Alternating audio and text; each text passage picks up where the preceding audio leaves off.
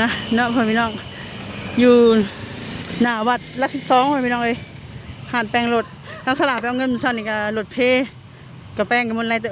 แป้งดุเทไอ้รถเนี่ยซาเล้งกับหันย่างระเบิดดุเทอาทิตย์หนึ่งต่ออันหนึ่งนะสมมติว่าอาทิตย์นี้ครั้งนี้อาทิตย์หน้าครั้งนะเปลี่ยนไปเป็นมาอยู่เช็คตลอดแล้วหลดบ่เจ้าเข้าใจบ่ลูกข่อยน้ำหนัก100 กว่าโลบ่จ้ะเอาสบายดีดีทางแม่น้องสมโอพ่อพี่น้องฟู้แต่งตัวเต็มยศเลยนะเนี่ยโอ้ยสิเมื่อไกลเด้สิไปเตะผู้ใดเด้เนาะฟู้ใส่ยังก็เพิ่นรองเท้าผ้าใบบ่แม่ไปซื้อใหม่เด้เนาะนี่โอ้ยเก็บเอาแหละเอ้ยขยุเก็บเอาก็ยังใหม่อยู่เนาะโอ้เลยจังได๋จังกันสบายดีเด้อพ่อพี่น้องทางสลาว่าสิเข้าไปหาเพิ่นอยู่พุ่นแต่ว่าแล้วก็พาออกไปเนี่ยนะพอดีเราก็ออกมาลักสลาอยู่นอกพอดีเลยเนาะทางสาวนวลพามาบ่แม่เป็นอยู่ในหัวกินข้าวเปียกสิเดินทางมื้อนี้แม่นบ่รถจักโมงออกค่ะไปหอดฝุ่นก็สิซื้อตัวซื้อนะว้าวซื้อตั๋วเครื่องบินบ่หรือว่าตั๋วหยังรถแม่ค่ารถจักเท่าไหร่เนาะค่ารถเนาะ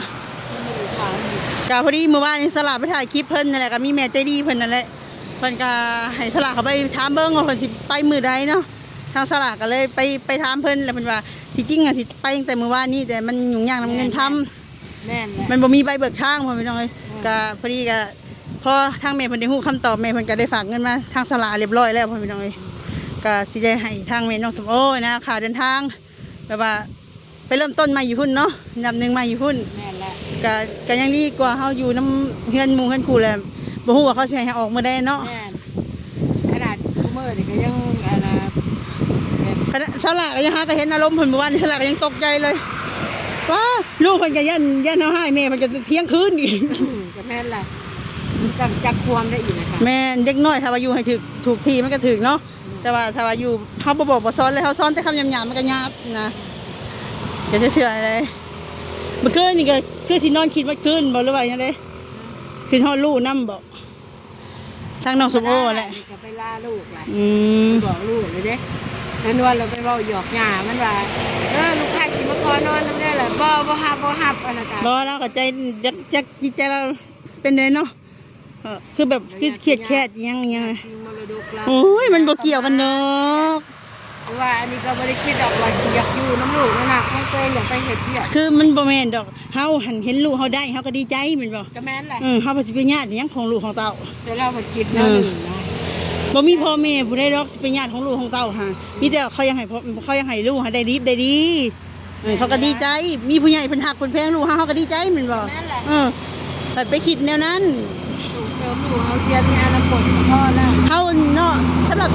จิตใจเฮาคนเป็นแม่นี่ลูกได้ดีเฮาอ่ะดีใจแล้วก็มีคนมาหักมาแพงส่งเสริมให้เรียนหนังสือเฮาแฮงดีใจอันนี้ข่อยเลยภาวนาอยู่มีแต่บอกให้เราดูแลลูกข่อยแล้วก็ให้ลูกข่อยเรียนอนาคตก็ต้องหักขาเลยจะตายก็แย่งมันหาเจ้าอยู่กับลูกเฮาอยู่นี่แล้วซาสนวยมันก็กินข้าวเปียกอยู่ในกับสมุกบ่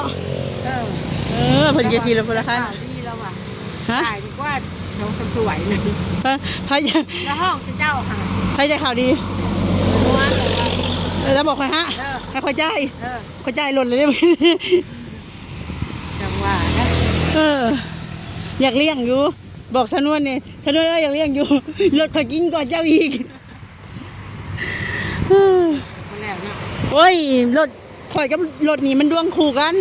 คันได้เงินยามใดก็แป้งรถยามนั้นแป้งก็พอแป้งเลยลูกบ่มันบ่ได้พอแป้งนะเพราะว่าสมมุติเฮาแป้งนี่แล้วมันยังมีล่ามปีกใดเพราะว่าเฮาจะเดินเฮาแป้งหั่นนะแล้วว่ามันเพอะไรอันไรเนี่ยแล้วเฮาได้แป้งได้ตัวอย่างเดียวหั่นดิมันก็พอแป้งตัวนี้แหละมันพันยังตัวนึงอีกว่านี่นะแต่ว่าลูกสูบติด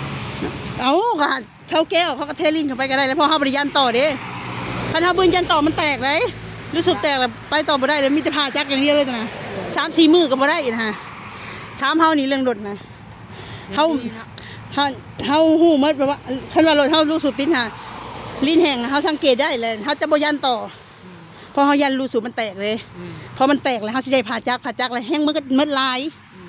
อันนี้เฮามีแต่ว่าเฮาแก้แล้วก็เฮาลิ้นไปทานในว่างรู้สึกมันทางในเลยทาแล้วก็มันก็ใช้งานได้คือเก่าแต่ถ้าเฮาบึ้นยันต่อไปก็รับรองอันนี้มันแข็งเด้ ฮะว่าจะแข็งแล้วก็ทั้งแข็งแล้วก็ทั้งอันนี้แตกแล้วเขาได้ผ่าใหม่ไปเลยผ่าจักใหม่เขาเป็นแบบผ่าจักใหม่ รถลายปันได นะแต่มันบ่ได้ดอก2-3 แสนนั่นแหละแต่มันไปเรื่อยๆใช้เงินอยู่ ขั้นว่ามันบ่เพหันก็พอได้ซื้ออยู่ซื้อกินน่ะนะไอ้รถก็ยากกินอยู่ว่าซั่นแหละอันนี้ก็ยังอีกนี่ยังตัวนี้อีกนี่ฮะนี่ยังอันนี้มันอากาศตะบัวแตกจอดอยู่กลางทางรถที่ยู่ก็ยู่บ่ได้เห็นอะไรก็เห็นบ่ได้โอ้ทางรถใหญ่ก็มาทางหลังโอ้ให้กูวิทย์ก็เด้อกูวิทย์ก็เด้อภาวนาอยู่อย่ามันเหยียบนะอันตรายเฮาขี่รถตะกี้เขาช่วยมาขี่ไว้ตะกี้ฮะ เช็คเครื่องไปตลอดเลยรถ อืม ต่อตีนต่อมือหาอยู่หากิน ค่อยมาขี่ไว้มันบ่ไหว้ดอกเสกกะทั้งรถข่อยทั้งรถลูกรถซาเล้งน่ะก็เจ้าฮู้บ่ว่าเปลี่ยนทีละเทื่อ700,000ไปจะต้องย่างนอกย่างในก็700,000โดยธรรมดาเพราะว่ามันต้องใส่ย่างที่ว่าหนาๆนะใหญ่ๆหั่นของรถวิบากหั่น ว้าวกระแพง มันต้องหาน้ำหนักได้ไปเบิ่งซะหน่อยไปเอ้ยเขาก็เว้าหลายเนาะน้ำลายแห้งมาเลยเด้อ น้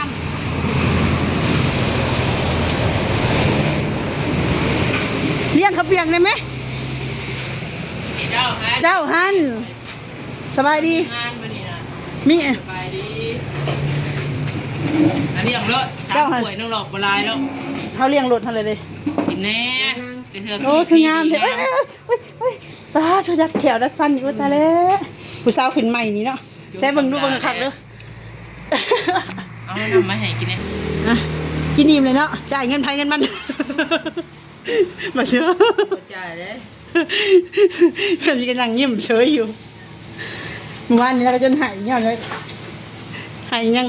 ทำมาขีดสะพานมาอยู่เงินหมู่เห็ดนิสัยแบบนี้ใส่เนาะมันก็บอกขักไปได้นะไปซะไปหาเนาะอนาคตที่ดีไปหาผัวฝรั่งเลยหาเพื่อนหน่อยเด้อคันได้เลยโทรบอกเขาเราขึ้นไปทันทีเลย ำโอ้ย เอาซะกินอิ่มเลยเนาะป้าซะสิมอบเงินมอบคำให้แล้วก็สิไปเลยค่ะกันเลยจะนอนเลย แม่ฝากโทรศัพท์ไปด้วยกันดิ นั่งนี่แหละนั่งนี่แหละ ฮะ นั่งนี่ก็ได้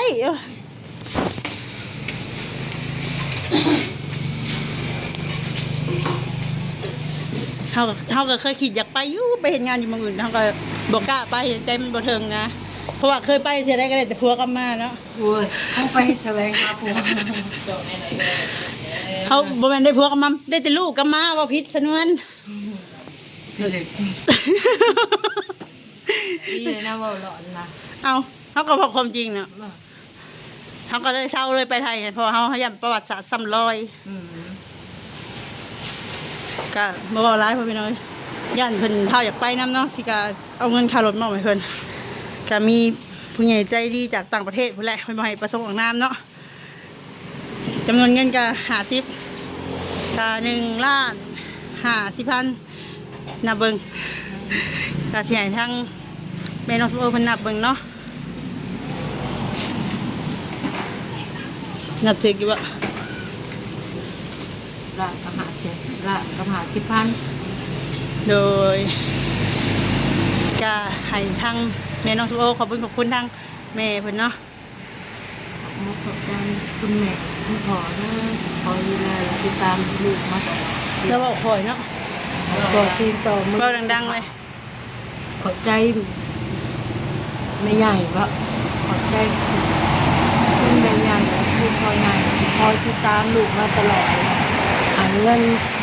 ต่อตีนต่อมือลูกหาอยู่หากินทางไหนขอให้แม่ใหญ่สุขภาพแข็งแรงอยู่เหมือนคนยืม แล้วก็อวยพรบ่ค่อยเป็นไปได้เนาะพ่อพี่น้องเจ้าก็เคยแบบว่ามีคนไปถ่ายเจ้าก็เคยได้แบบนี้บ่นอกจากทีมงานนี่เคยมีบ่ก็มามีตอนที่มาอยู่กับซามโมยแล้วเนาะ แม่ โดยก็เพิ่นจะบ่ค่อยชินบ่คุ้นปานใดเนาะพ่อพี่น้องเอ้ย กินเลยบ่คุณแต่เขา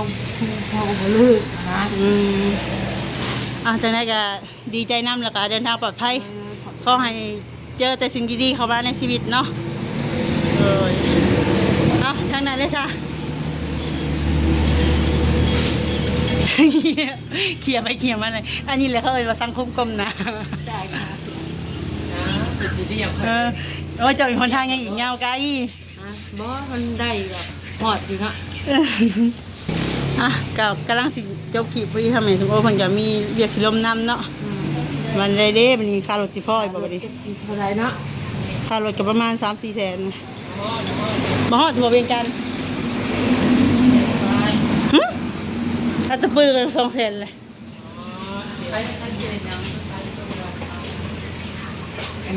อันนี้ก็สีผากไปให้อันลูกสมโอก็บักหลอดเนี่ย คนละแสนบ่ เออ ให้น้องสุโอน้องหลอด ให้น้องโมเด้อ โอเคตะโม อย่าตกรถ น้องสุโอน้องหลอดเนาะพอดี3 แสนผมมีน้อง3 คน เพิ่นจะฝากให้ตลาดเอาไปให้ลูกเพิ่นกับลูกโมเพิ่น คำน้องโมกับมาแล้วเฮ็ดเรื่องเฮ็ดงานนี่สิติดต่อหาใหม่อีกเรื่องกับ โดย เรานี่เด้อ โดยเอาไปฮอดไปถึงกับติดต่อว่าทางนี้นํเนาะไปฮอดก็โทรมาบอกฮอดเลยเด้อเป็นได้อยู่ได้ก็โทรมาบอกกันหั่นแหละเอ้ยอยู่ดีมีแฮงอยู่บ่เนาะ แม่ เฮาก็ยังฮู้ข่าวๆหั่นแหละ แล้วว่าผู้ก็สิโทรบอกดอก โดยสรุปใครไปส่ง เจ้าน่ะ เอาเจ้าท่านี้ก็เจ้าหั่นแหละ เจ้าเข้าไปในนั่นแหละไปกับสนวนกันแล้ว โดยชนวนแล้วก็น่ะคือไม่ซื่อๆนะแต่เราใจดีนะ ไผว่าสนวนเราเป็นคนใจบ่ดี เราใจดีเลยทิ้งหน้าตาเราจะ เป็นคนใจดี จะแบบว่าคึมๆนิดนึงนะเดี๋ยวนี้ใส่แว่นตาได้เดี๋ยวนี้บอหน้าตาเราดีได้แต่เราหน้าบูดนะเราบ่มักยิ้มนะ แล้วบ่ได้ของขวัญเนาะ บ่ได้ของขวัญฉันน้อยว่าเอ้ยน้อยใจเด้บ่ได้ของขวัญว่ะ บ่ได้ของขวัญใจล่ะว่าใจเด้ปึ้งนี่แน่จัง เพิ่งก็ พ่อก็น่าเชื่อว่ามีของดีต้อนรับเนาะ โอ้ยเดี๋ยวไว้โอกาสหน้าทำบ่ได้ฮู้ด้วยว่าฉันจะพาเราออกมานี่ ได้นี่แหละปีใหม่นี่แหละน้องสุโบเนาะ พอคือเขากิน เดี๋ยวแหละเป็นใหม่ยังอีกหลายมื้อเด้ บ่ไอ้นวลเขากินแล้วก็คือสิยังเนาะ